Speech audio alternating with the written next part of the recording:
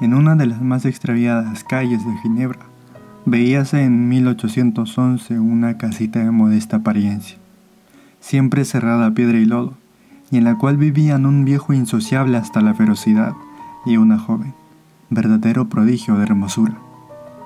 Los vecinos de Bermudo, que así se llamaba el misterioso personaje, hacían mil comentarios sobre la reclusión de la pobre niña, únicamente interrumpida alguna que otra noche, que apoyada en el brazo del anciano, salía a pasear por los sitios menos frecuentados de la población. 15 años y medio eran transcurridos desde que Bermudo fuera a establecer en aquella ciudad eminentemente comercial, y en todo ese tiempo ni contrajo amistades, ni se le conoció oficio alguno, ni hubo vecina curiosa que pudiera hacerle decir más que su nombre y el de la que él llamaba a su hija. La malicia, cuyo dominio es universal, tomó bien pronto por su cuenta al lacónico extranjero. Unos aseguraban a cierraojos que el viejo era un alquimista y su fábrica de oro una de las muchas sucursales del infierno. Otros le tenían por príncipe turco, que por cualquier desafuero habría tenido que escapar, no pudiendo traer consigo, por la premura del viaje, más que a una de sus 100 y tantas concubinas. Otros, dependientes subalternos del comercio, le consideraban dedicado al contrabando. Otros le juzgaban hábil y temible conspirador, y todos convenían en que aquel viejo tan grave y tan ceñudo era un pícaro, verdugo de aquella niña de angelical semblante. Sin embargo, todos le temían. En 15 años y medio, ninguno de sus vecinos se atrevió a hacer públicas las sospechas que la malicia y la burlada curiosidad le sugirieran.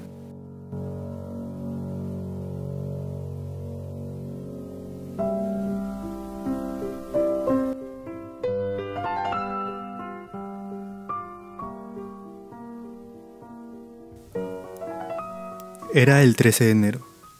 Bermudo había salido muy de mañana, dirigiéndose fuera de la población. Magdalena, que así se llamaba la joven, le esperó en vano todo el día.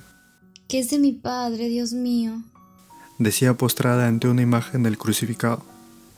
No le faltaban motivos para temer que el anciano hubiera puesto término a su existencia. La pobre niña, a pesar de que le estaba terminantemente prohibido asomarse a la ventana, la abrió, y apoyado sus brazos en la repisa interior, fijó su mirada en la esquina de la calle por donde debía venir el anciano. Una hora pasó, y luego otra, y otra luego. La lluvia y el viento azotaban el rostro de Magdalena. Dios mío, ¿mi padre me habrá abandonado? Mas súbito su semblante se animó, con la punta de su gracioso delantal enjugó sus lágrimas, y después cerró la ventana, no sin dirigir al cielo una mirada de suprema gratitud. Un hombre había doblado la esquina. Magdalena le distinguió, merced al rojizo y rápido resplandor de un relámpago, primer mensajero de la horrible tempestad que se preparaba. Era Bermudo. Llegó el viejo a la puerta de la casa, introdujo la llave en la cerradura, abrió y entró, cerrando luego con la misma llave y dobles cerrojos. Un instante después, padre e hija se hallaban en el mismo aposento. ¿Cómo habéis tardado, padre mío?, se atrevió por fin a murmurar la tierna niña, a quien daba miedo en aquel momento el rostro, más que nunca sombrío, del anciano. Sí, contestó éste. Magdalena sirvió en silencio la cena. Bermudo, observando que la joven no se sentaba y que en sus ojos brillaban 2 nuevas lágrimas, exclamó con pronunciado acento italiano y dando un golpe sobre la mesa: «Porbaco, ¿qué tienes? ¿Has comido ya?» No, padre mío, respondió Magdalena con respeto. Una satánica sonrisa asomó en aquel momento a los labios del italiano. La joven, temerosa de la ira de su padre, se sentó y se sirvió de la cena. Esta se terminó sin que se cambiasen otras palabras entre el anciano y Magdalena. En el semblante de ésta se pintaba el temor y la tristeza, al mismo tiempo que la resignación. En el de aquel, la duda y la desesperación. Bermudo fue el primero en volver a interrumpir el silencio, después de colocar en una mesilla próxima a la chimenea un jarro de aguardiente, del que varias veces bebió durante la cena. Añadió algunos trozos de leña a la que en aquella ardía, y sentándose en un desvencijado sillón, exclamó. 13 de enero. 16 años. Y ocultó la cabeza entre sus manos. Magdalena, al oír esta exclamación, no pudo contener un ¡Ay! que sin duda sonó en el corazón del anciano, porque alzando la cabeza y fijando en la joven los turbados ojos, de los que se desprendían ya gruesas lágrimas, continuó. Sí, Magdalena. Hoy hace 16 años que huyó de la tierra mi esperanza y mi felicidad. Todos los años en este día me decís lo mismo, pero aún no he podido comprender. Añadió la joven sin atreverse a terminar la frase. No he querido que lo comprendas.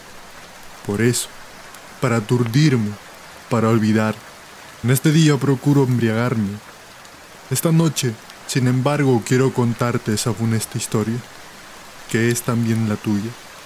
¿La mía? Sí, la tuya. Es una historia terrena. ¿Y me la vais a referir? Sí. Hoy he pasado el día en el monte, allí, con la naturaleza, con mis recuerdos y con mi conciencia. He consultado a Dios. Oh, Dios no podía abandonarme. Él me ha dado fuerzas. Él me ha señalado la conducta que debo seguir. Gracias, Dios mío. Magdalena se sentó enfrente de Bermudo. Momentos hay en que la idea de mi desventura puede en mí más que la idea de la religión. Y ahora, hace un instante, ni oírte llamarme Padre mío hubiese sepultado este puñal en tu pecho, cumpliendo así mi venganza. Magdalena retrocedió aterrorizada. No, no temas. Dios ha tocado mi corazón. Siéntate y escucha. Toma ese puñal. Guárdalo tú. Y si llegara a exaltarse demasiado, si me atreviera a amenazarte, dame de beber. Dame mucho de beber. O mátame. Mátame, Magdalena. La hermosa niña tomó temblando el puñal que Bermudo le ofrecía. Era una preciosa arma, si puede ser hermoso un instrumento homicida. La tempestad, entre tanto, tronaba imponente sobre la tranquila población. Esta noche es igual al que aquella noche, decía el anciano. Entonces, Dios se irritaba de la iniquidad de un hombre. Hoy Dios me recuerda que solo es bueno y misericordioso, que solo Él es grande, que solo en Él reside la justicia. Magdalena seguía temblando de pavor. Hace 16 años vivía yo en Venecia, dedicado a la noble profesión de gondolero. Era tan feliz como ahora soy desgraciado. No vivía solo. Un ángel era mi esperanza, mi vida, mi hija, en fin. Había amado sobre todas las cosas de este mundo a su madre, que murió dándole a ella la vida. Como tú se llamaba la hija de mi corazón, Magdalena. Hermana mía. ¿Hermana tuya? No, no era tu hermana. ¡Cielos! ¿Qué decís? ¿Luego vos no sois mi padre? No, no soy tu padre. Si lo fuera, no sería mi existencia un continuo y horrible martirio. Si fuera tu padre, no hubiera ocupado mi mente la idea de asesinarte. ¡Qué horror! ¿Cuánto he sufrido, Magdalena? ¿Cuántas veces, viéndote tan hermosa, tan buena como ella, he querido decírtelo todo? He intentado que me perdones y me admitas por padre amoroso. Pero entonces, la sombra de mi hija, de la hija de mi amor, se levantaba en mi memoria, y la venganza ponía el puñal en mis manos. Gracias, Dios mío. Conozco que si hubiera llegado a asesinarte, Magdalena, el crimen hubiera aniquilado mi corazón. Había tan profunda tristeza, tan verdadera emoción en las palabras del anciano, que Magdalena acercó su silla y extendió sus brazos hacia él. Pero un momento antes le había oído decir: No, no soy tu padre. La pobre huérfana no se atrevió a abrazarle. Bermudo la comprendió. Escucha, le dijo. Mi hija manejaba el remo con igual destreza que yo. Un pie sobre la góndola que cortaba ligera las aguas del canal. Parecía la reina del Adriático sobre su trono. Era la envidia de todas las venecianas. Qué orgulloso estaba yo con mi hija. Solo yo era dueño de su amor. Tú no has sido madre, Magdalena. Ni he tenido padre, señor, murmuró la bella joven. Una sombra nubló la frente del italiano. Magdalena se apresuró a añadir, no sin cierto temor. Ah, perdonadme. Vos lo habéis sido para mí. Oye tu historia. En Venecia vivía un hombre a quien la hermosura de mi hija inspiró una profunda pasión. Era un noble, y sus vicios llegaron a serle tan despreciable como un bandido. Quiso comprar mis servicios para sus crímenes, y yo se los negué. Pronto sentirás mi venganza, me dijo una tarde, y el miserable se vengó. 16 años se cumplen hoy, y lloro como el primer día. Pobre Magdalena. Hubo un instante de solemne silencio. El anciano lloraba como un niño. Magdalena, puestos los ojos en la imagen del Redentor, oraba fervorosamente.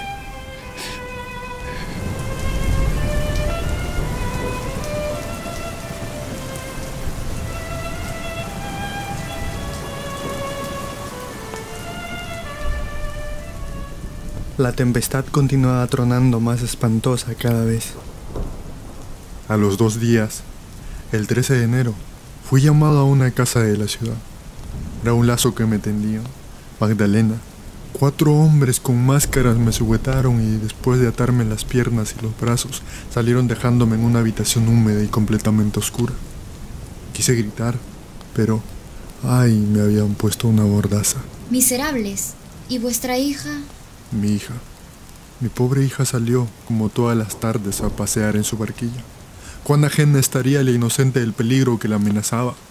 Yo debía, según le dije al separarme de ella media hora antes, ir a buscarla al canal, y a pesar de que el cielo empezaba a cubrirse de negras nubes y la noche se adelantaba sombría, mi hija permaneció esperándome en su barquilla.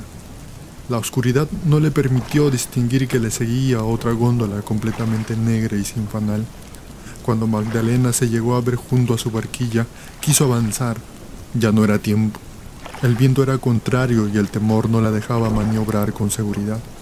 Un hombre saltó dentro de la barca y asió la mano de mi hija. Era mi enemigo, era el noble enamorado de su hermosura. El eco de un grito agudo, desgarrador, fue a perderse en el estampido de un horroroso trueno, y el siniestro fulgor de un relámpago se vio alzarse de la barca una sombra que, lanzándose en el espacio, se sepultó en las aguas del canal. ¡Qué horror! Era mi hija que prefirió la muerte a la deshonra. El pobre viejo llevó a sus labios el jarro que había puesto sobre la mesa. No bebáis. Déjame. Si no, no podría concluir, Contestó con voz siniestra Bermudo, dejando otra vez el jarro donde estaba. Oye tu historia. Aún no se habían cerrado las aguas del canal sobre el cuerpo de mi Magdalena, cuando se oyó un pistoletazo que disparó contra el noble uno de los 3 criados que, ignorantes de su perversa intención, le acompañaban en la góndola. Aquel buen hombre no acertó a introducir el plomo en el pecho del malvado. Yo, entre tanto, había podido desembarazarme de los cordeles que me sujetaban y con mis uñas ensangrentadas arrancar la cerradura de la puerta del aposento en que se me encerró. Cuando salí de aquella casa eran las 12 de la noche. El canal estaba sombrío, las calles de la ciudad desiertas. Llegué a mi pobre albergue. Mi hija no estaba allí. En vano la busqué, en vano interrogué a todos mis vecinos. Nadie la había visto. Corrí al palacio donde aquel hombre. No me dejaron pasar del vestíbulo, pero yo me decidí a esperar. Me decidí a esperar ocasión de burlar la vigilancia de los criados y entrar. Pocos minutos después, entre ministros de justicia salía de aquella casa Beppo, el honrado gondolero a quien se acusaba de haber intentado asesinar a su amo. El infeliz me reconoció al pasar y me gritó: Bermudo, véngame, y venga tu hija. Dios no ha querido que yo la vengue. Entonces lo comprendí todo, y juré vengarme de una manera terrible. Aquella misma noche, el infame partió para Ferrara, saliendo por una puerta secreta. Si hubiera querido salir por la principal. 4 días después, el pobre Beppo, el honrado hijo de uno de mis mejores amigos, el único hombre a quien yo hubiera confiado la felicidad de mi hija, iba a morir ejecutado públicamente, como reo convicto de haber querido asesinar al marqués D., a quien servía en clase de gondolero. 2 criados de la casa declararon como testigos, pero omitiendo la parte que podía perjudicar al marqués. 2 horas antes de morir, el pobre me hizo llamar para referirme a la escena del canal. Feliz él que fue a reunirse con mi hija en el cielo. Infeliz. Los jueces no escucharon mis acusaciones contra el marqués. Los infames cómplices de aquel noble tan villano aseguraban que Magdalena se había arrojado al agua cuando la góndola de su señor se hallaba a respetable distancia de la barquilla. Cuando vi muerto infamemente a Beppo, sed de venganza abrazó mi corazón y aquella misma noche me dirigí al palacio, sin saber positivamente a qué, pero decidido a todo. Entré como un ladrón, violentando una puerta del edificio que no era la principal. Subí una estrecha escalerilla que terminaba en contrapuerta, la cual me dio paso a un salón que estaba completamente a oscuras. Seguí andando y después de atravesar otras 3 o 4 salones, distinguí una débil claridad. Era una habitación más reducida que las demás. La puerta estaba entreabierta. Como un asesino, entré procurando contener mi respiración. Sobre un precioso lecho dormía un agitado sueño una mujer muy hermosa, pero en cuyo semblante el dolor había impreso su indeleble huella. Cerca de aquel lecho había una cuna y en ella una criatura. Dormía tranquilamente. Mi primer pensamiento fue asesinar a aquella mujer. No me atreví. Era la desgraciada esposa de aquel infame. Mas súbito otra idea saltó a mi mente. Tomé en mis brazos la inocente criatura y apresurado salí de aquella mansión. Continuad, dijo Magdalena, tomando entre sus delicadas manos las callosas del viejo. Espera, espera, murmuró Bermudo con turbado acento, y otra vez llevó el jarro a sus labios. La tempestad continuaba. ¿No te parece que era justa venganza robarle a su hija como él me había robado la mía? ¿y esa hija? Esa hija eres tú, pobre Magdalena. La pobre niña alzó sus ojos al cielo y murmuró una oración. Tal vez imploraba del supremo juez el perdón del crimen de su padre, y el viejo volvió a beber. ¿Cuánto debe haber sufrido tu madre infeliz, lejos de su hija, y al lado de quien más que su esposo era su verdugo? ¡Madre mía! exclamó Magdalena, fijando la vista en la imagen del Redentor. Para que no pudieran descubrirnos vine a Ginebra, donde hasta ahora hemos vivido ignorados de todo el mundo. Una vez al año daba noticia de nuestra existencia a tu padre, enviándole un papel en el que escribía: 13 de enero, por ti murió mi hija, yo tengo la tuya. 16 años de sufrimientos no han terminado mi abrumada vida, ahora la conozco, porque te tenía a mi lado, porque tú eres buena y hermosa como Magdalena. ¿Y ese nombre? Ese nombre te lo puse yo, era el de mi hija. ¿Cuánto has debido sufrir conmigo?, añadió el anciano, tendiendo sus brazos a Magdalena, que no le negó los suyos. Un momento se confundieron las lágrimas del viejo gondolero y la hija del noble marqués, pero un fuerte golpe dado en el aldabón en la puerta de la mezquina casa fue a resonar en aquellos 2 corazones. Bermudo rechazó bruscamente a Magdalena. Esta sintió una emoción extraña. Lo había olvidado. Él será. ¿Quién? Toma ese candil y esa llave, y ve a abrir, contestó el pobre padre con ronco acento, y apuró de una vez todo el aguardiente contenido en el jarro.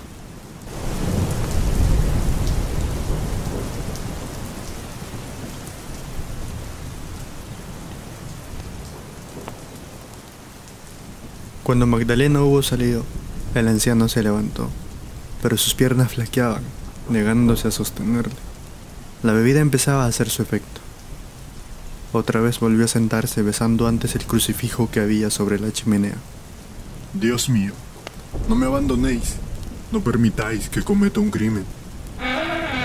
Al mismo tiempo se abrió la puerta del aposento y apareció Magdalena, seguida de 2 mujeres, la una como más de 40 años y más joven la otra, criada sin duda de la primera. Pasad y sentaos, señoras, dijo la joven a aquellas mujeres, que estaban vestidas de riguroso luto y mojadas de pies a cabeza. Y luego, dirigiéndose a Bermudo: padre, estas señoras desean, a lo que parece, hablar con vos. No esperaba yo mujeres. Lo sé, dijo tristemente la que hemos señalado como de mayor edad, que dicho sea de paso, no había cesado desde que entrara de mirar a Magdalena. ¿Y qué queréis de este viejo? ¿De esta pobre ruina humana? Yo quiero la felicidad, Señor. ¿De mí la felicidad?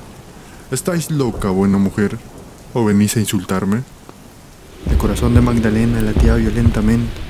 No, no estoy loca. Hay pesares que no enloquecen. Vive Dios que tenéis razón. Esa es una triste felicidad a la que no pueden aspirar algunos desdichados seres. Yo no desespero. Yo sí. La felicidad mía huyó hoy hace 16 años. Lo sé. ¿Vos lo sabéis? Exclamó el viejo, probando a levantarse y volviendo a caer en el sillón. Yo, sí. Y si no, decidme. ¿No habéis escrito una carta hace un mes? Sí, el 13 de diciembre. Y en esa carta no descubríais vuestro retiro un hombre a quien invitaste a que viniera pasado otro mes y 4 días, el aniversario de la muerte de otro hombre, a ver un cadáver. Es cierto, contestó Bermudo con voz convulsiva. Magdalena tuvo que apoyarse en un mueble para no caer. Pues ese hombre no vendrá, ¿no vendrá? porque ha muerto. ¡Maldición! Pero su inquieta mirada tropezó con el crucifijo y con acento casi dulce murmuró: Dios le haya perdonado. Dios le haya perdonado, repitió la enlutada. Hubo un instante de silencio. ¿Y vos? ¿Quién sois? Preguntó el anciano ya más tranquilo. Yo soy la viuda de aquel desgraciado. Madre mía. Exclamó Magdalena, cayendo en brazos de aquella mujer. Hija de mi alma. Dijo al mismo tiempo la enlutada.